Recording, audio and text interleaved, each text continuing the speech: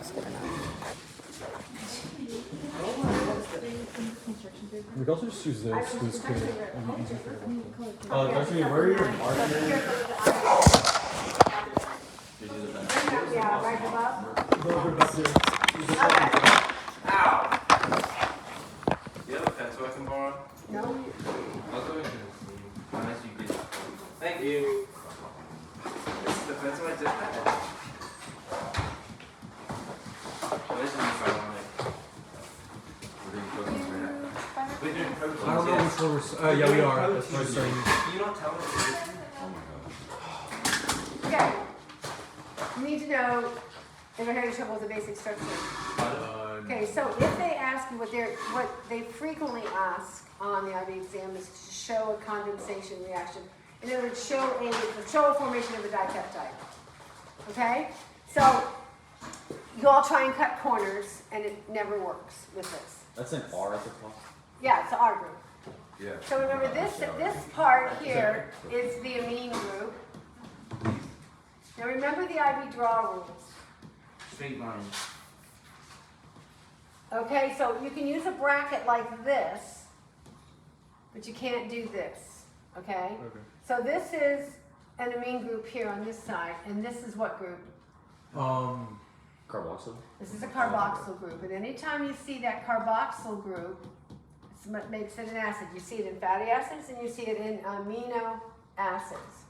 Sometimes you'll see it written like this.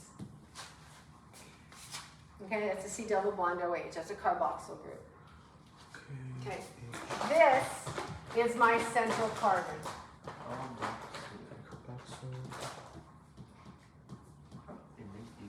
That's my central carbon. So whenever you want to show a dipeptide being formed, And this is the far. you have to draw two amino. I would draw one amino acid and label all the parts. Okay. Okay, and then I would draw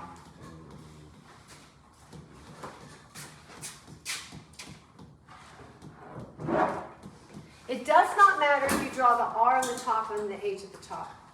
The orientation of your H and R does not matter. Okay. Okay? Remember the R group is that group that's different. Determines what amino Right, acid so is. determine the amino Yeah. acid. Okay? I just find it more clear if I draw it twice. Oh, are we showing the condensation? And, Right. Okay, that's what we're doing. And so all of this is labeled, and what is taken out? The OH in the H. So the OH of the carboxyl and the hydrogen of the Okay? Yeah. So this is going to be condensation. water.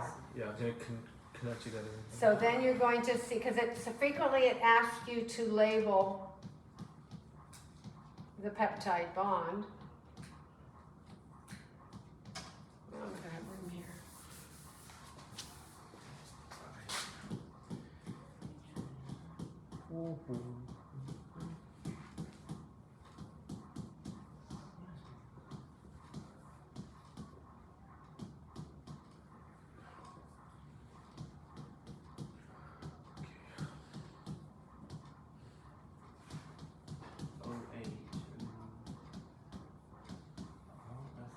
That's the peptide bond. Wait, I mean, wait. can you re-explain that one again? I took the OH and the H off, so I have a C double bond, O, and this C is going to attach to that nitrogen. Here's where I'm going to put my peptide bond. So you still have to show this double bonded O to your C and this one H to your N. But this other H and this OH have been removed to form the water. Okay, so the peptide bond. The peptide bond, Because it's a protein. right. H, H, C, What's the process called that it gets removed? condensation. Condensation or dehydration? Oh, okay. Condensation is the one you might see more often, but dehydration, I removed water. Now, what is the process if I want to go from this back to 2 amino acids? Hydrolysis, you're going to add the water back. Okay. I've never seen them ask that, but it's new curriculum. But this is, Sometimes I may ask you this with glucose to show a disaccharide, but C double bond O. Peptide.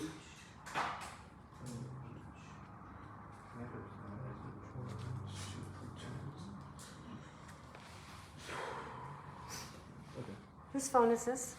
That she's recording with it. Oh, that's right. Oh, sorry. I'm glad I remembered that so I don't say anything bad. We got all this? Yeah. She was gonna insult me. You never know. Wait, I wasn't. Oh. I was getting from the same. She like asked. I some- just- I wasn't paying attention. Exactly. We're gonna go over the For 3 structures. seconds, I wasn't locked in. Okay. Only 3. Okay. So the other thing I wanted to make sure, when we talk, and we'll see this with polysaccharides too, oligopeptide and polypeptide.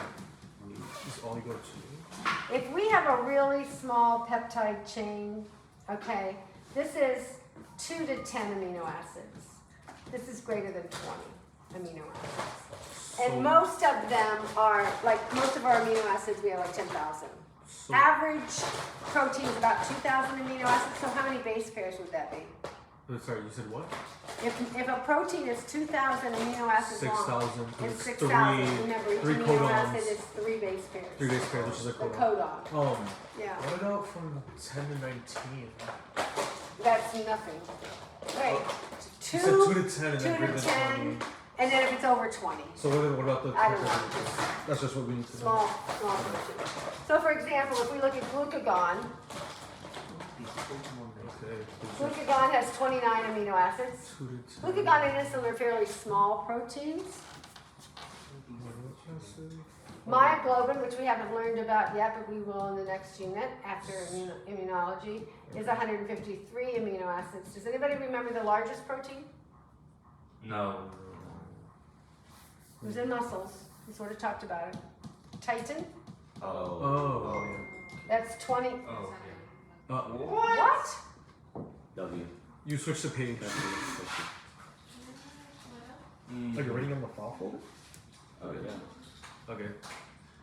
It's 27 to 35,000 amino acids. That's our largest protein. Okay, glucagon is Polypeptide is 21.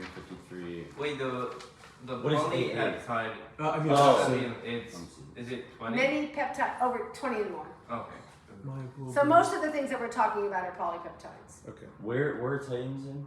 Titans in our The muscles. muscle. Remember we It's did what muscle. causes the elastic Oh. recoil of our muscles. It's huge. Yeah, that makes It's sense. one of the biggest, Is think that it's the biggest 35,000 or 25? 27 to 35,000 35. amino acids. So how many base pairs is that? That's 105 105,000. Between 35,000, yeah, 105,000 base yeah, pairs. 81,000 to It's a lot. Yeah. It's a lot. Okay, so we know how many amino acids do we have for us? There's 20. 20 amino acids. There's 22, but we don't cover the 2 you said. Yeah, and they don't in your book say 20, but if you Google 21st amino acid and the 22nd amino acid will pop up. Okay. So we only need to know about. Yeah, but you only have to need to know 20 amino acids for that. And do we need to memorize them, or is it just gonna be on the codon chart? You Codon will chart. always be given a codon chart. Okay, so no there's- way. there's But not you codon. should know start codon is met AUG. AG. And Yeah. then. AUG. Okay. That you Soft should codon. just know. Okay. And you know that what's really important is that DNA sequence codes for my mRNA, which then codes for the amino acid. And so that order of those amino acids is extremely important Yeah. because of what? Because it changes They- the they polypeptide change that their- it creates. Yeah. But what about it is so important? Well, there might be like Oh, it a might terminate. there might be like a premature like Now, stop. what does it do? What is that order? What depends on that order? I'm confused. Through genes? Well, how do my proteins fold? Oh, the peptide, the not sulfuric. But these amino acids have different properties. Okay. Some are hydrophobic, Oh yeah. some are hydrophilic, Hydrophilic, yeah. some are acids, some are base, some are positively charged, some are negatively charged. Okay. And so, and the two sulfurs. So we know that a positive and a negative charge will fold together. Yeah. Sulfurs will make disulfide bridges. Hydrophobics are meant to fold internal, hydrophilics are meant to fold external. And so if those proteins, the order of those proteins are in any way altered, that could affect the folding of my protein. Classic example, sickle cell, which you have to know in detail, where that 1 point mutation causes the hydrophobics to fold out and my red blood cell sickles. Okay, so the Okay. you said hydrophobic proteins fold out? No, they need to be folded in, away from the water. No, I know, but for sickle cell you said what Yeah, well, we'll happens? talk about sickle cell when we do genetics, Oh. but that is an example where the mutation caused a change in amino acid that changed it to, so that when it folded, some hydrophobic amino acids were exposed to the water and caused that sickling of the red blood cell.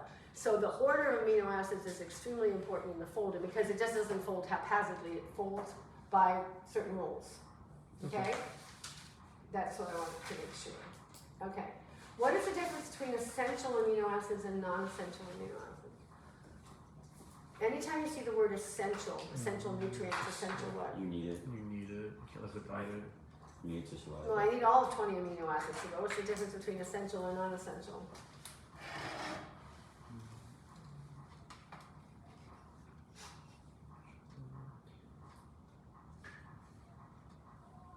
We need all 20 to build whatever we need. We can produce all but 9. 9 are essential, which means I have to get it from my diet. Oh. Okay, it means we cannot make it. So anytime you see the word essential with respect to this, it means I can't make it in my body. I have to eat it in my diet. Okay? The example that you need to know is phenylalanine. Remember we talked The about turkey. PKU? No, Oh, it's no, tryptophan. no. PKU? You have to know about the Mm. genetic defect PKU. Yeah, we did talk about it Yeah, we last did. year, but we'll talk about it again. Okay, phenylalanine is essential to us. I have to eat it in order to get it, but phenylalanine itself is a little toxic. We cannot make phenylalanine. We've got to eat it, but tyrosine is considered non-essential because I make it from phenylalanine. So phenylalanine, remember there's an enzyme, phenylalanine hydroxylase, that converts phenylalanine to tyrosine. Babies with PKU are born with a mutation in that phenylalanine hydroxylase, so they cannot convert phenylalanine to tyrosine. Okay. The phenylalanine, you're born fine, but as it builds up in your brain, it causes mental delays, and it's really, really bad. So in the United States, every baby gets tested for PKU. You don't even sign a form. I think there's like 40 or 50 tests we test every child born in the United States for. That's one. Because PKU is treatable. The baby's born perfectly normal, but then as he starts to eat protein, that phenylalanine, they don't have that enzyme to convert phenylalanine into phenylalanine hydroxylase is missing or mutated. So that phenylalanine builds up, deposits in the brain. By age 2, they're like bad. Okay. So they have to be given a diet with low to no phenylalanine. And so phenylalanine is in most proteins, eggs, all that kind of stuff, nuts. So they have to be really careful. You can go on the website. You know, I'm a label reader, you all know that, where it'll say now non-GMO, no high fructose corn syrup, you know this. Now you'll start to see them, no phenylalanine. Some of them do say that. But there's a website and there are markets where they can buy food that doesn't have phenylalanine. But then what must we give these children? The enzyme? Proteins. No, we can't Wait, give them the enzyme. Protein. Wait, what do you... Well, they need protein, but they need protein that's free of phenylalanine. But if they're not getting phenylalanine, what are they not getting? Tyrosine. Tyrosine, Oh, so because they you don't. feed them Yeah. no. 'cause it's So not their converted- diets have it's to not be being enriched converted. with tyrosine.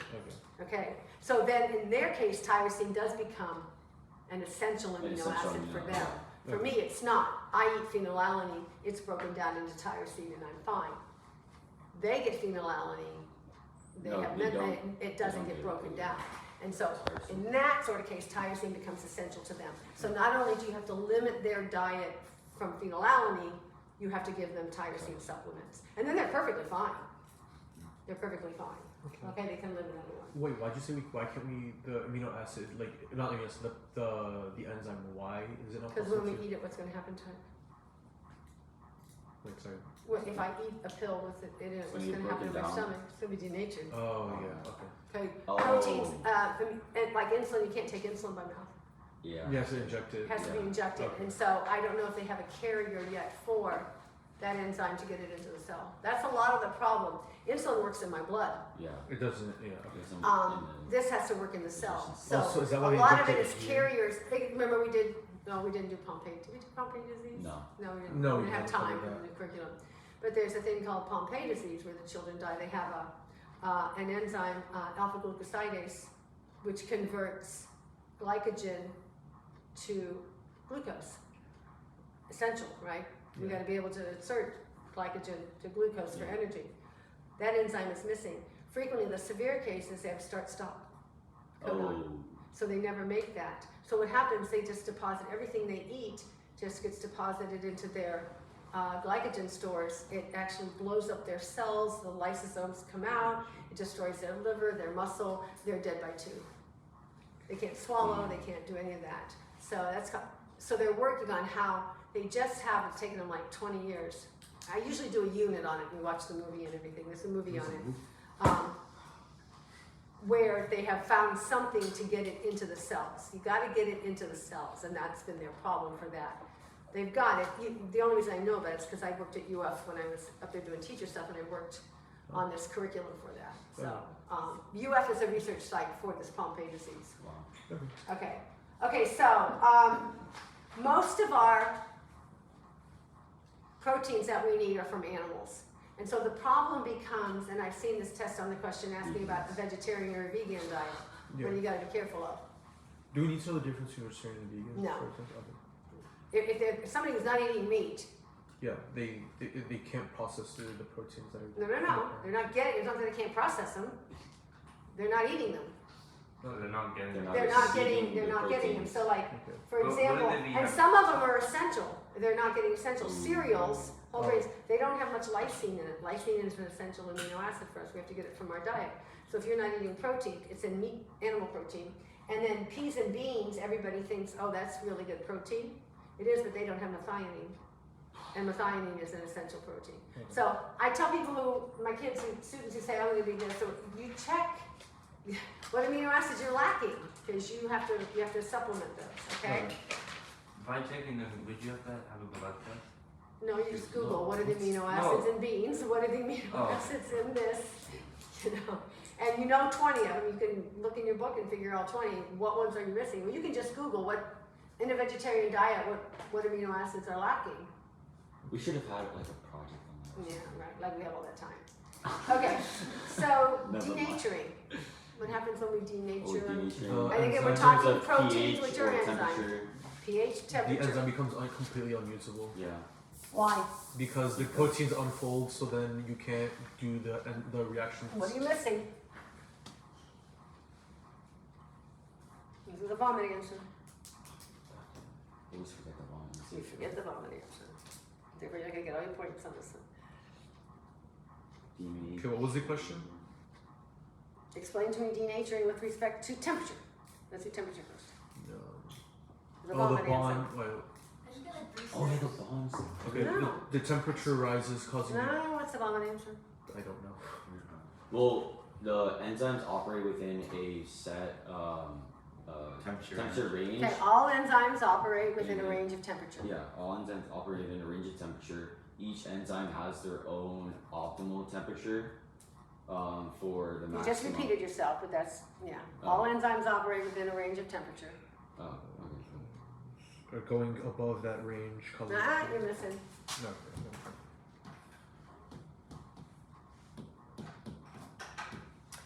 Okay, all enzymes operate within a normal range of temperature for them. As temperature rises, what happens to enzyme activity? It increases. It increases. Up until it peaks and then it starts to Okay. drops. Yeah. Okay, when you draw this graph, if you see this graph, make sure that you see this gentle rise on this side. Don't do this. What's the variable that it plateaus at? We're talking the variable is temperature.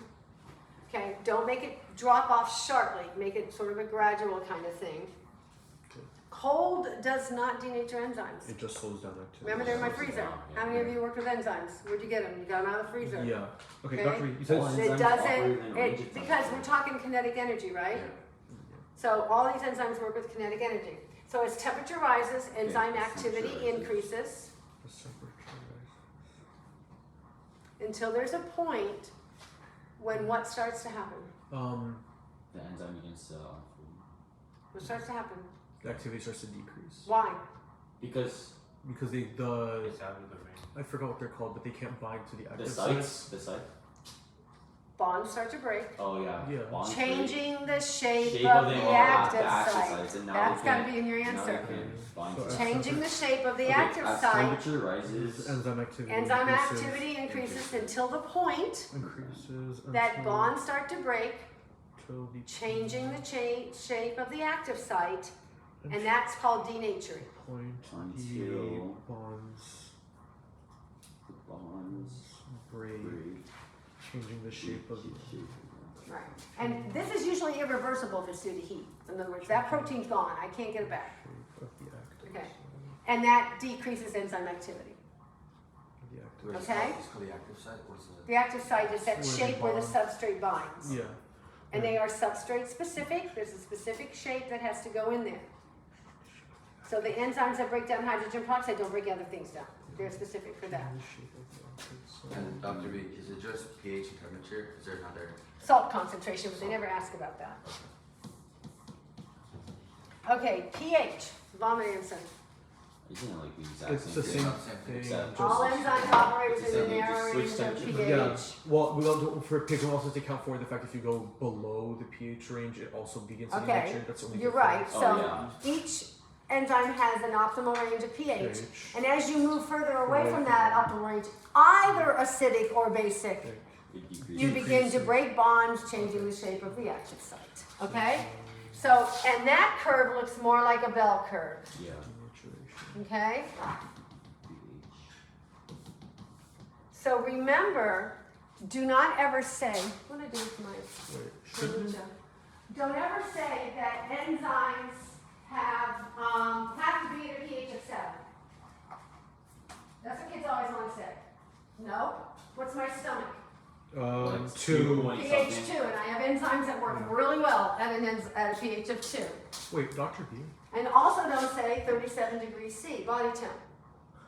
Remember, tag polymerase works at 128 degrees. We get that out of hot springs. Yeah. I thought as it moved away from the optimal, that it decreased. So there's 2 optimal pHs that enzymes operate. I just drew 2 graphs there to show you that there are enzymes that operate at 2. Oh, okay. I was That's just sorry. 2 separate Okay, graphs, okay, okay. 2 separate enzymes. Okay. It's just a bell Alright, curve. I was you want not to sure. see. Alright. Okay, pH. So same vomit answer, just account for the fact that it Yeah, moves. but- it works in But 2 cold directions. does not affect. The- It doesn't doesn't denature- denature, it doesn't just denature, slows it down just because slows of down kinetic the energy. enzyme activity. Activity decreases. Okay, so those R groups, so they're all different. Half of all of our R groups, we sort of talked to this, are hydrophobic. Yeah. They need to be inside. Half our- A third of the hydrophilic, remember some can accept hydrogen ions and become basic, and a third can give off hydrogen ions and become acidic You said a third of the amino acids. of the hydrophilic amino acids. Half of them are hydrophobic. No, that's not. It's just so that you realize that they all have different properties. Okay. Okay.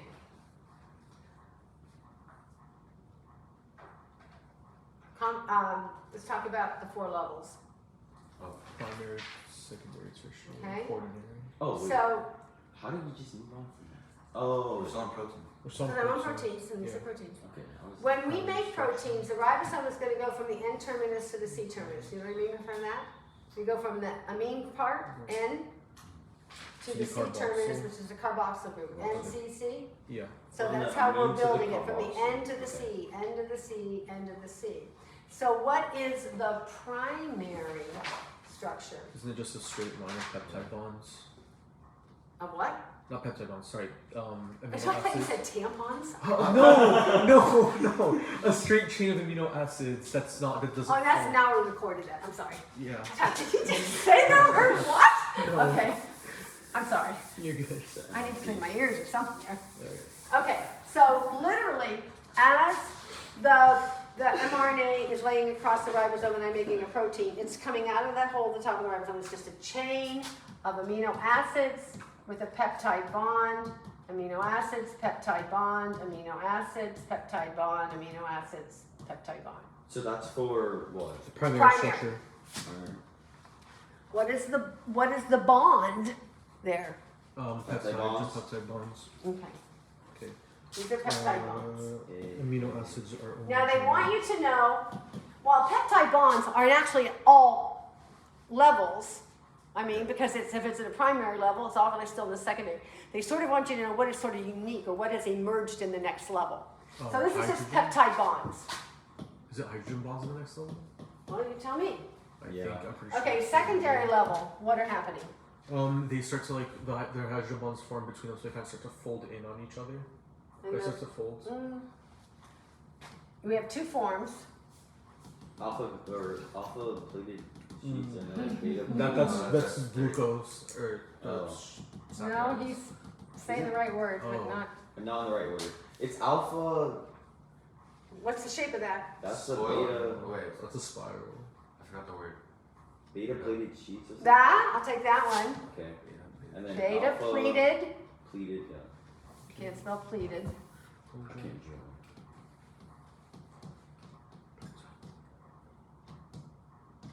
Okay. Secondary structure. Alpha helix. Oh, alpha helix. Okay? These are the secondary structures. Okay, and those are hydrogen bonds, right? Hydrogen bonds hold them Okay. together. Now there's still peptide bonds Yeah, in the holding line. the peptide chain together, But Yeah. they're connected by. hydrogen. Right. Okay, so these but are. these are connected. The beta pleated sheets and the alpha helixes are hydrogen bonds. Remember, hydrogen bonds are always with a dotted line. Okay, beta pleated sheets and then. Alpha. Anybody ever hear from Abra? Missing. No. Yeah, like the. Alpha helix. Okay. Okay. And these are both connected by hydrogen. Okay. So in the Holding to third, there's some words you have to know. It's three-dimensional. two hydrogen bonds. Isn't that what most proteins are? No, secondary proteins are Secondary? not. Okay. Okay. Or is that makes sense. Okay, so, and these bonds now are the bonds are between those R groups. What do we start to see here? This is tertiary, right? Sulfur Yeah. sulfur bonds? Is that right? Okay, we see disulfide bridges. Structure. Three-dimensional. And that's between the sulfur. We see ionic, like between the NH plus Okay. and the COO Dr. V? negatives. Yeah. Disulfide bridges are just the bonding between two sulfur. Right, these are all ions. covalent bonds, but yeah, two sulfurs bond Okay. together. Two sulfurs. Okay. And then ionic. Right. And that says NH. And so okay, so the What else? Was it Bass? Van der something- Waals? Van der Waals. Those are very weak. Yeah. Is that what allows water to? And you also can see some hydrogen bonding, which again is there, but you're going to see that here between two polar R What were groups. Van der Waals again? They're very Very weak. weak Van der Waals are those weak forces that allow geckos and to climb on the Oh, to wall. stick to the Oh, that's what. Yeah, it it's is. a really weak, but Like because adhesion. it's so much of them, it's pretty powerful. What? How's it present in water? It's present in water, right? Van der Waals? Van der Waals present on? I don't know, chemistry people. You tell me. Okay, I thought I remembered something, but never mind. Okay. Our group. Okay, so this is a fully functioning protein here. Wait, that says polar what groups? R R groups. groups. Weak bonds. Okay, so these are fully functioning proteins. These are things like insulin, is this, and all that kind of stuff. So then what is, when we talk about quaternary, These are. Aren't they just multiple third degree or tertiary structure proteins? Yeah. Like joined together? Right, well, Like let's get a little glucagon, more involved here when we talk about quaternary, okay? So these are going to contain a non-polypeptide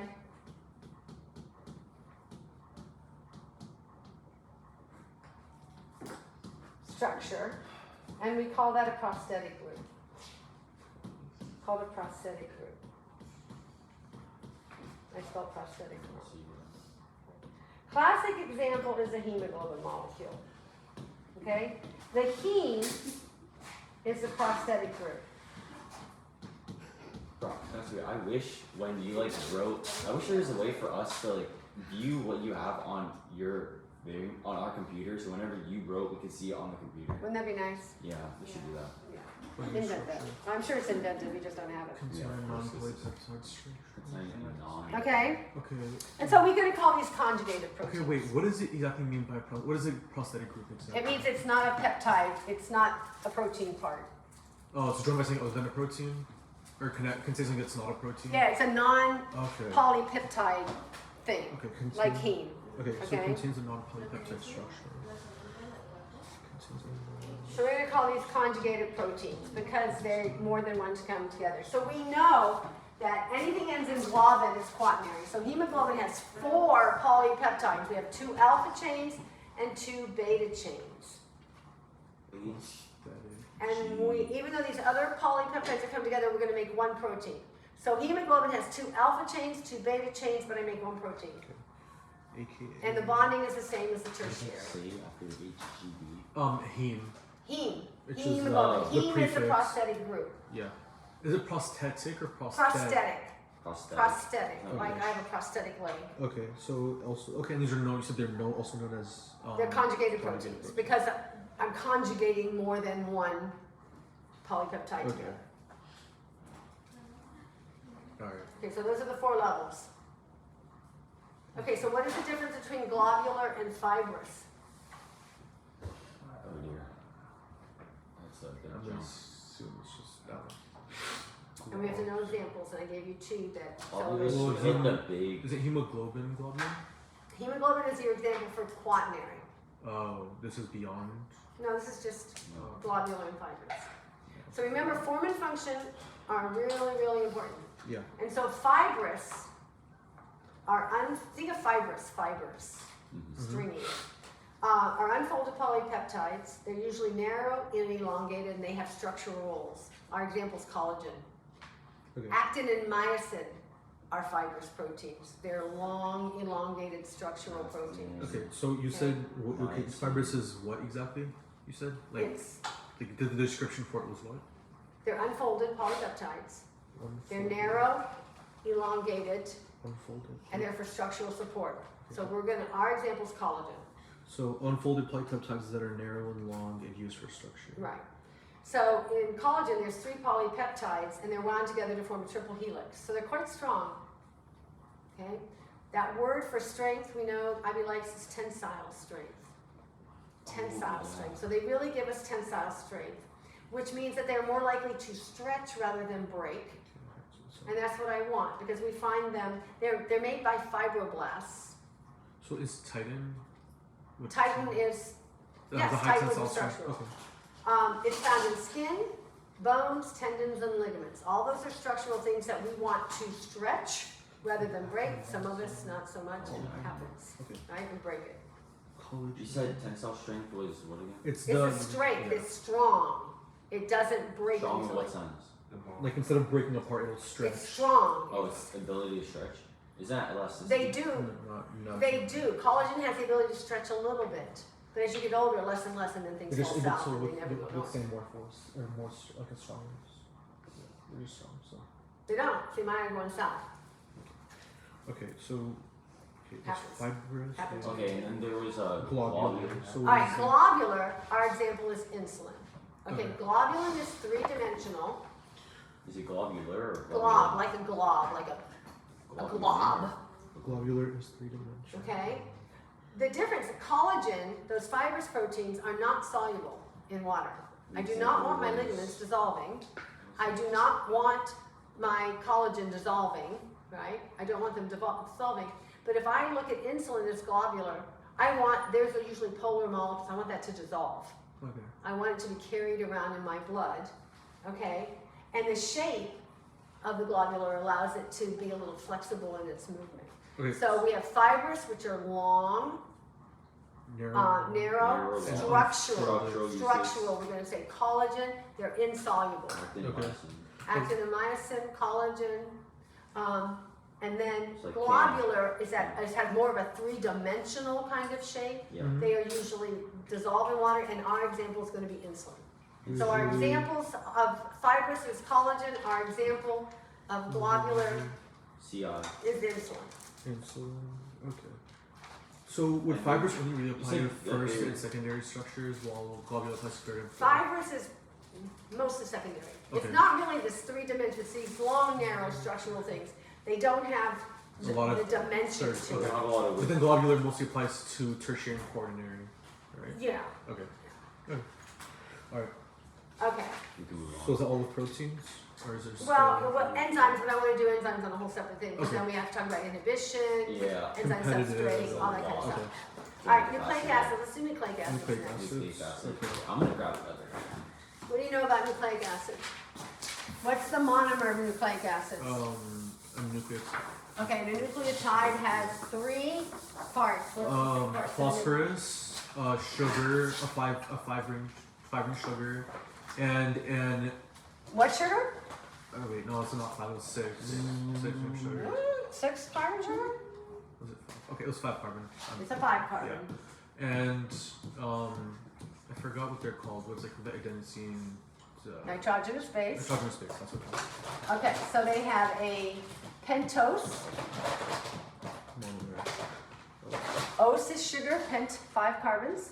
Nucleotide. And for us, we're going to talk about deoxyribose Pentose. and ribose. So ribose. Has nitrogenous bases.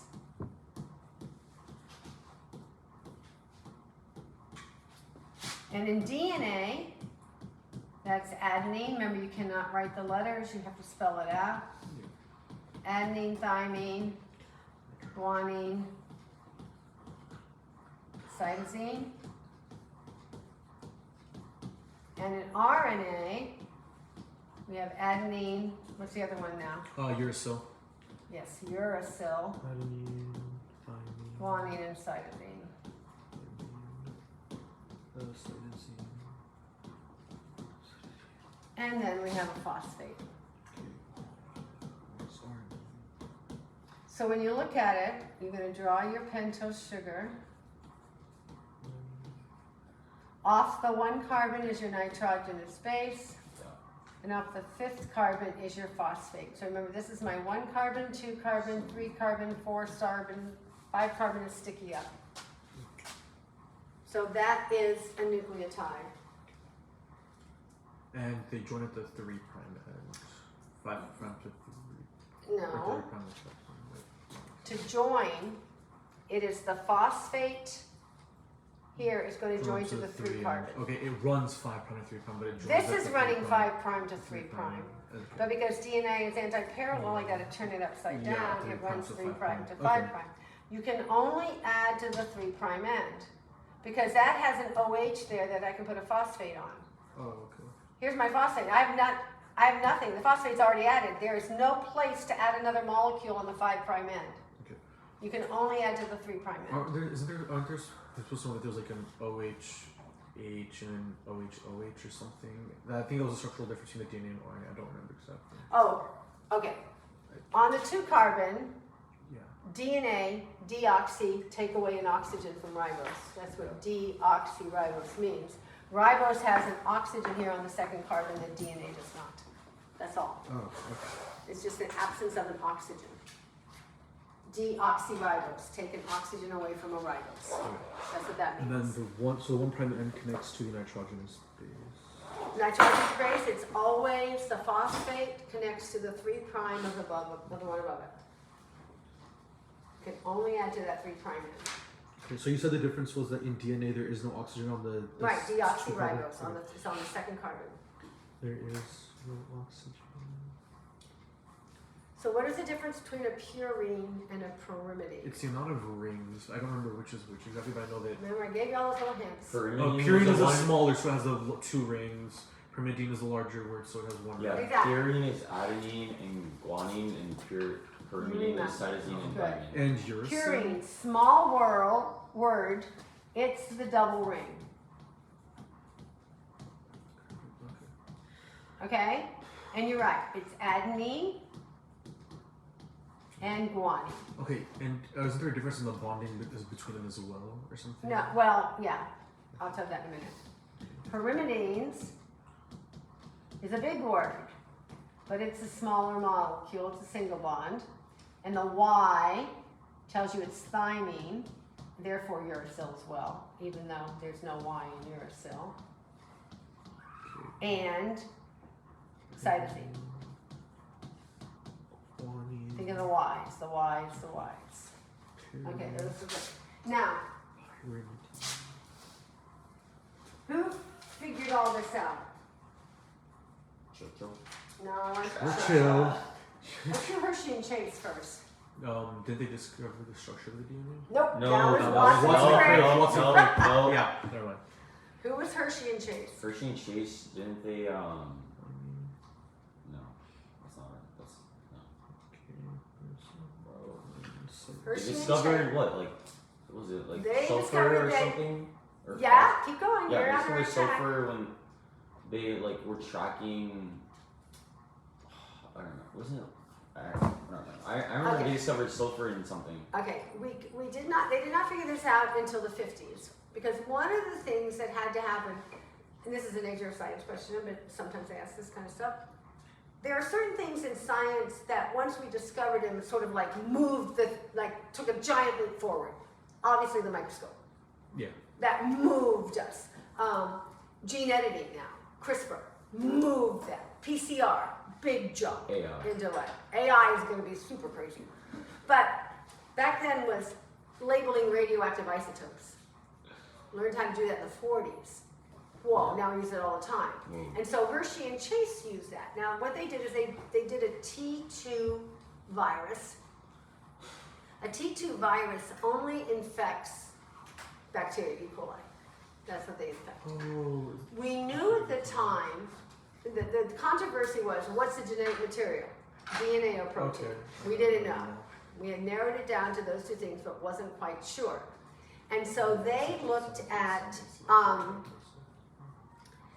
these T2 viruses, and viruses are made of two things: some genetic material And protein. and a protein code. That's all they have. Yeah.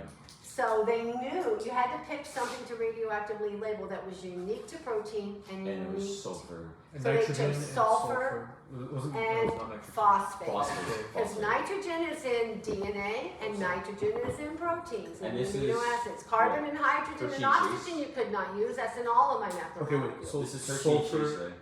Sulfur is only found in proteins. Or It's is- not found in carbs, it's not found in lipids, and it's not found in DNA. Okay, and even then, it's only specific proteins that have in the R group. Right? Right. Okay. And then Okay. Wait, this is Hershey. What is and unique to Chase? DNA? Hershey and Chase. And then Phosphorus. phosphorus is Phosphorus. only found in DNA. Okay. So the So they use radioactive isotopes, P32 and S35.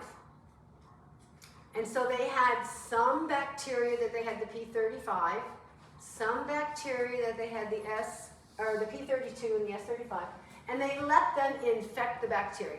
They just let them go. Okay?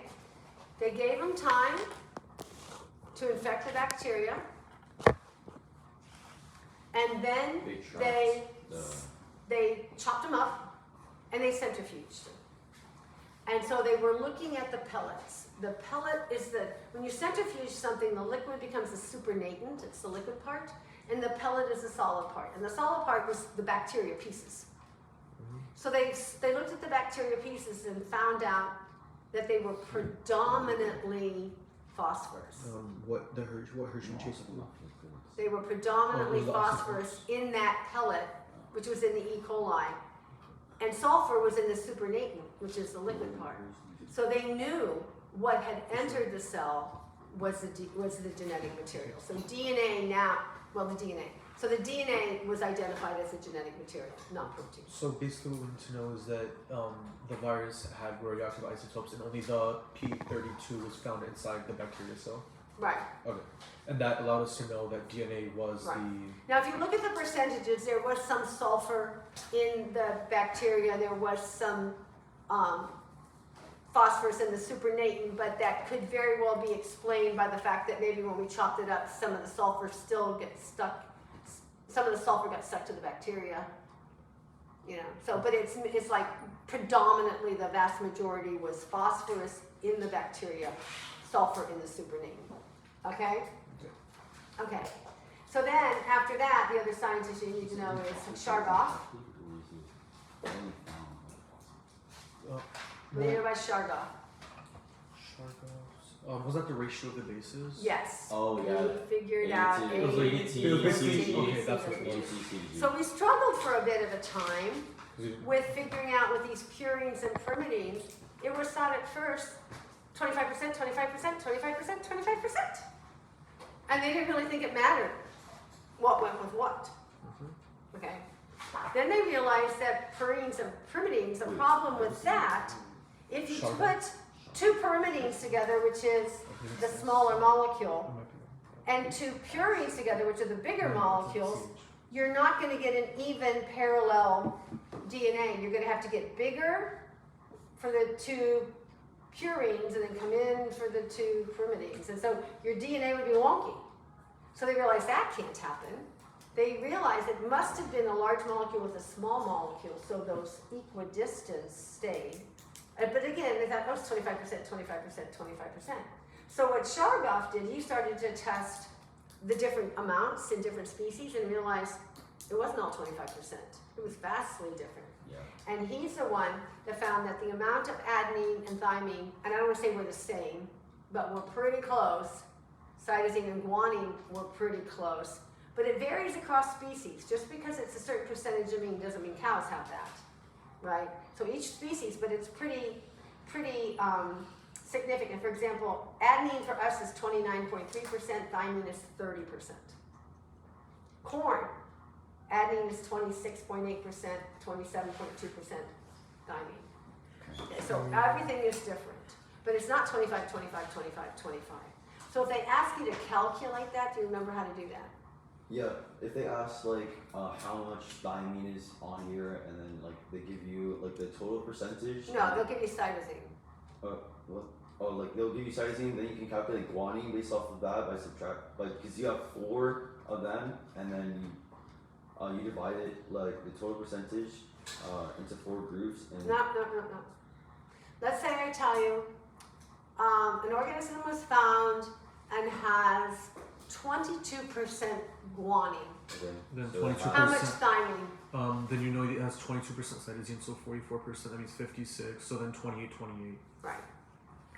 Okay, so they Right. realize. You Okay. can all do that. Yep. Okay. If you realize. But it wasn't, we could not do that till we learned how to radioactively label isotopes. I mean, Okay? and guanine to cytosine. Okay. Okay. Do I need do we need to talk about, complementary base pairing? A goes with C, C goes with Yeah. Right. Okay, what is the difference between DNA and RNA? We said that it was the DNA oxygen double on the stranded. 2, and then No. well, RNA doesn't run. No, into- stop. Let's do a T-chart Oh, and be yes. clear what we're comparing, because you Type of can't sugar. just write Okay. like you do. Okay. So type of sugar. Type of sugar. Type of sugar. Ribose, Ribose, Deoxyribose, Can we ribose. write down the chart? Sure. Just so. Because your charts suck, and they're not going to give you Yeah. credit for it on the test. You said if they have to look back twice that we lose a point or something like that? Yep. So if they're asking you to compare, you put in a chart. Don't do a paragraph, because then they immediately have to go back and forth, and you've lost your point. So we're going to do DNA, RNA, put in a T-chart, and we're going to do type of sugar. This is what you don't take time to do, this part right here. DNA is deoxyribose. Deoxyribose. Okay.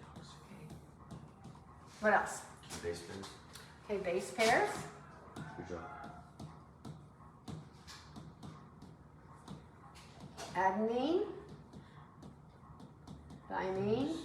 CGU, Cytosine. ATCG. Guanine. Adenine. Thymine. Or Uracil. Cytosine, guanine. Cytosine. Guanine. Guanine. Another one? Was it the number of helicase base- structure? number of strands. Okay, number of strands. 1, 2, or 2, 1. This is a double helix. Or you could say shape, I guess. Shape. It's a double helix, and this is single stranded. These are the ones that I be definitely, but remember I taught you a fourth one. But don't put this one number 1. If they say 2 things that are different, don't put this one as number 1. Because they frequently don't take it. But sometimes they might. What is the other one? I'll put a line here. DNA is too big to leave, Oh, that's right. yeah, that's what it was. to leave the nucleus. So can we just So we say just say size? Size. Yeah, this would be size. Too large to leave nucleus. And this is small enough to leave nucleus. Too large to leave nucleus. Okay, leave nucleus. Okay. Okay. Okay, so what do we know about conservation of the genetic code? Conservation. How many codons do we have? Codons? We have 20. No, we have 20 amino acids. How many codons do we have? 60? 64. Oh, 64. 64. Why? Because 3 of them are on the stop. Or the stop codon has. There's 3 different stop codons. There's only And one then- start, one tryptophan, but Yeah. all the other ones have multiple codes. Multiple. What's yeah. that called? What's that word? MBQ. No, it's not ambiguous. ambiguous. Multicodon? No, it was like redundant. It was something so Redundant. Oh, it was redundant. Okay. Redundant. Okay. Sometimes you'll see on the IB exam the word degenerate. Degenerate. And it's not the little old man exposing himself in the park. The DNA code is sometimes referred to as degenerate, which means the same thing as redundant. Okay. More than one code codes for all my amino acids, except what are the 2 that only have single codes? The star star codon. and not tyrosine tryptophan. Tryptophan. Methionine and tryptophan. Fine. Tryptophan is the largest R group. Okay. That's the one that's in turkey that makes you tired after you eat turkey. Okay, and you said that it was they're redundant because multiple codons can Code for the same code for amino acid. code. Like lysine has 6 codes. Code for same amino acid Okay. except for start and The other word you might see for redundancy is degenerate. Same thing. okay. Same thing. Same thing. Multiple codons code for same. But then we said it was not ambiguous. What does that mean? Ambiguous is like not specific, so it's like you can talk about like a cat that's not specific, it's ambiguous. If you Oh. talk about like a specific name of a cat that's like a specific cat. Right. So while serine may have 6 codes, that shows a redundancy. It's not ambiguous. Those 6 codes only code for lysine, nothing else. What would the 2 It's codes very say? clear what that code's for. start and That's the not ambiguous tryptophan. part. Okay? Okay, and you said ambiguous means what again? sorry? Ambiguous means it's not clear, but our DNA code is not ambiguous. Oh, not It's ambiguous. very clear. Okay. So when I say these 6 codes, they only code for serine. There is no ambiguity Okay, there. they only code for one Right. protein. Okay. They're redundant. I have 6 codes, okay. but it's very clear that those 6 codes only code for serine. Okay, That's well, the, they are not redundant. ambiguous. Codons only code for one Wait. protein. Okay, although they are redundant, the codons only code for one protein. So regardless of you have like One amino acid, not protein. oh, amino acid. Okay? So the universality means that the conservation of the genetic code, those single-celled organisms way back in the day had the same ones. A, C's, T's, and G's, their ribosomes make the same proteins that I make way more than they do now, but we'd all read the genetic code the same.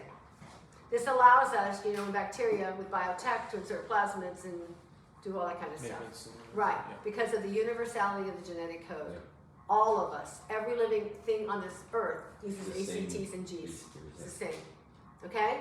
And it has been since life began. So that's the conservation of the genetic code. Okay? Few minor changes, but pretty much. Okay. We talked about the 3', 5' end. Yeah. All right, we'll talk about translation, transcription, and DNA replication, but all three of those occur from 5' to 3' end. Yeah. All of them. Don't let that keep. What's the nucleosome? Oh, it's all the genetic. Oh, it's okay. Well, the nucleus is like there's a. It's Outside not where all like the the nucleus. DNA is. Isn't it outside the nucleus? No, it's inside. Wait, what'd you say? Oh, What's yeah. a What is a nucleosome? Isn't it inside the nucleus? It I is. don't know if I'm thinking of the right thing. What do you think? Is it like there's one for proteins where it's a thing where it's like it's all the genetic materials? Is that the what's that word? I know you're I'm trying to thinking of a talk- different I know what you're word. trying to say, But like for proteins, like all like the amino acids in your body is called like. I think it starts with an A. What you're Oh saying. no, it's not that. What is that I know called? that's a proteome in the genome. That's Oh, not. proteome, That's yeah, no. There's a proteome in the genome. That's not. That's what I was thinking about. Yeah. You said. No, isn't that a section of the nucleus? Oh no, not nucleosome. protein. Oh, we're talking about like the H1 8 protein. histone proteins. The histone protein. Is that what's You going remember on? what Sahib? That's what it my was. God, bro. The 8 histone proteins. DNA is wrapped around twice Yeah. and secured by an H1. So. Okay, so this is a linker DNA. So the nucleosome is a protein and DNA. This is the I have nucleosome. no idea about It's okay. It's just like make it like a stack of 8 cubes. It's how we But- condense cubes. So- our DNA. Okay? So I have these 8 histone proteins. I wrap DNA around twice. I have a little linker DNA. But I put this little H1 protein here. It's like a safety pin that sort of holds it. Then you got a little linker DNA. On a micrograph, if they ask you to see this on a micrograph, it looks like a necklace.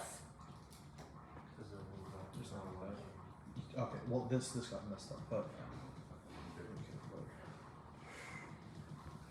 just draw You 4 see faces. something like that on a micrograph? That's a nucleosome. No, that's helpful. It's like little beads on Oh, a yeah. necklace. Okay, that sometimes they put that on there.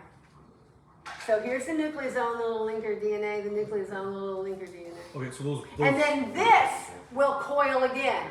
And then that will coil again. It's called supercoiling. Remember we did supercoiling with the yeah. So this sweater? So the linker DNA is the DNA that It just That connects connects the them. next. linker DNA connects nucleosome. Okay, here's the next, and then it's gonna wrap around twice, linker DNA. Okay. But Okay. don't forget this little H1 protein here that holds it. Okay. It's So like a the little safety so the pin. nucleosome is the 8 H1 proteins. 8 H1 proteins, 8 Plus this proteins, DNA. and then this H1 protein is a 9th protein that holds The DNA. it together, like a Okay. little safety pin there Linker DNA, to hold okay. it. H1. Yeah. H1, it's called an H1 protein. Okay, and the 8 are called histone proteins. Yeah, the histone, Okay. 8 histone proteins. Yeah, They I have was different gonna names and you look don't this need to up. I know. cannot draw this for my life. H1 holds DNA and Well, histone. don't you actually did that one? No, why don't you speak up? Because I was trying to remember in my head and you started We were drawing going out over it all with I saw. Sahib the other day. Yeah, it's because we were helping study, so I was like, I don't want to remember. Holds Who DNA. are you helping study? Sahib. Oh, It was for a test. It was for okay, test. no, We're we're going- doing, Yeah, it was a while. We're driving back, but like he was like, okay, I need to lock in for this test. We're helping him review. I just they're doing, they have a cell What was respiration. the point of the H1 again? the H1 holds the DNA to the nucleosome or the It's H like, we histone. wrap it around twice and it's like a little safety pin to hold it so it doesn't unravel Holds from the. DNA to histone. Okay. Okay, let's do carbs and alright, we did condensation reactions, you already know that. Yes. Okay, and you can do it with a glucose, with sugar. Yeah. Of course. Histone protein. Just, I mean, it's the same thing, you're gonna draw your pentose sugar, Wait. or your hexose. Oh. 1 carbon, 2 carbon, 3 carbon, 4 carbon, 5 carbon, 6 Okay. carbon. So starting. But here off that 1 carbon, we have HOH. So we're gonna have, Well, the monomer sugar is a saccharide. this is a monosaccharide, I'm doing glucose. Monosaccharide, 1, monosaccharide. 2, 3, 4, 5, 6. And Well, they're then called here we have carbohydrates, that's what it was. OH, That's one. H. Here's the water. And that's condensation. Yeah, same thing. Okay. Okay, So the macromolecules, we're down carbs now. yeah, 2 okay. carbs. Okay, what's unique about carbon? What's so cool about carbon? It's found like all. There's a Structurally. lot of ways. that you Oh, can it's six. Well, six. Because atoms. why? 6 atoms. because it's 6 atoms, what do you mean? 6 atoms of carbon? Or not atoms. Oh my god, 6. I forgot. How did I forget the term? Oh, There's there's 6 protons. valence electrons. Oh, Well, that's 6 protons, protons. Okay. which means it has 6 valence electrons. It has 2 in the inner shell, 4 in the outer shell, so it can bond with 4 different things. Okay. Okay, it's at 4 bonds. what are we at right now? The Carbon, carbohydrates. carbohydrate. So carbon has 4 places it can bond other things to. It can form single or double bonds. It can form chains or rings, right? And the rings can be single, double, or multiple rings. And it can be branched or unbranched. So you're right, it makes carbon a very versatile element. Carbon is in all organic things, but not anything organic has carbon, but everything that has carbon is not organic. Oh, Like methane, well, no, methane's formed. Oh, yeah. CO2 is not organic, Ozone. okay, but it has carbon, yeah. What? Don't we also need to know like the HOH at the 2 and 3 carbon? 2 at the second carbon, the third carbon? What are you talking about? Like, I don't know if. Not for a it's just- condensation reaction. No, not for a condensation. I'm just saying like for the structure of a glucose. Why? I just You remember. do not need to know You don't the need OHs OH, and OH. the Okay. Well, you do when we talk about alpha beta, take that. That's back. what it Yeah, was. we're Okay. gonna get to that. Okay. So, And you know hydrolysis, so if I'm gonna break up, if I'm gonna put water into polypeptide, what am I gonna make? You're gonna wait, what? If I'm gonna hydrolyze a polypeptide, what am I making? 2 amino acids? Oh my I'm God. confused. What you mean? What's the monomers of a polypeptide? Oh, I forgot about this. I didn't know. Amino this. I didn't acid. know Amino that. acids. Yeah, If I hydrolyze a polysaccharide, what am I gonna make? a monosaccharide. A monosaccharide. If I hydrolyze a glyceride, Well, isn't it triglyceride into a glyceride? Well, I mean, No, lipids it's don't have. to a Lipid, triglyceride. well, no, tri is 3. Lipids don't have Exactly. monomers. You said. Or yeah, they like, do, they have 2. oh, fatty acid, so is this? And, and then the other acid. no, No, it's fatty No. acids. Is it Well, it's steroids? glycerol. Oh, Yeah. Okay. Yeah, I was on the right. Okay. This is why we think it's even anyway. Okay. Monosaccharides. What does it mean to be a triose if I'm a monosaccharide? A triose? 3, something with Something 3. something 3 carbon. 3 sugar. carbons. Three What crazy. triose do we know? No, glucose is 6. Glucose. You tell Glucose us. is a That's your- hexose. Oh, You tell us. I- That's your I- answer. Ribose is guessing. a pentose. You tell us. Sorry. G3P Okay. is a triose. Once you plug it back on the Okay, triose. I guess we gotta do cell energy. We're gonna have We're a getting lot our to trioses Yeah, and G3Ps. Yeah. I did not remember this in ninth grade. Well, we did We last covered year. this again, We bro. just did this last Yeah, year. I don't remember that. Okay. So let's talk about monosaccharides. You need to know the 3 monosaccharides and the 3 disaccharides. The lactose, maltose, lactose, glucose, fructose. What am I missing? Sucrose. no, Sucrose. Yeah. Okay. Okay, you That's need to the know the disaccharides and the monosaccharides. Okay, so the- that's in your book. Okay. Okay, So. so- Monosaccharides in us. What were the monosaccharides? Glucose. Glucose. Glucose, fructose, and the other G one, I forgot. Galactose. Galactose. Yeah. Okay, so monosaccharides are soluble. Okay, Monosaccharides are soluble. They I didn't say are- poly, I said mono. Yeah, I was gonna show. So this is what's so What cool were the about it. disaccharides? So we can transport them in our blood. Yeah. They are able to be oxidized, which we know all through cell respiration. They are oxidized so I can reduce NAD and FADs and all that Oil kind of ring. stuff. Okay. Can What were the disaccharides? be oxidized. Lactose, Lactose sucrose, and fructose. fructose. Wait, you say di? Di, right? Fructose is not di. Fructose is a mono. Lactose, Oh, not mono. sucrose Lactose, sucrose. for disaccharides? What did you just say? Lactose, maltose, Oh, maltose. lactose. That's what the one. And the mono are fructose, glucose, galactose. Okay, so, and they're chemically stable. So we're talking about short-term energy. Short term. So let's talk about these polysaccharides you have to know. Starch. Oh, wait. Okay. What is unique about starch? Oh wait, and what about disaccharides? Disaccharides are what, long term? No, Oh, no, no, all, both of them? they're all short, all of our carbs are short Okay, term. but disaccharides are not water soluble. All monosaccharide, yes, they Water. are. What is not water soluble is our starch and our, well, cellulose definitely isn't, and glycogen. Okay, so polysaccharide. That would not be good. Yeah. That Oh, would because not then be the good. structure will break down immediately. Okay. Right, then we would not have any storage.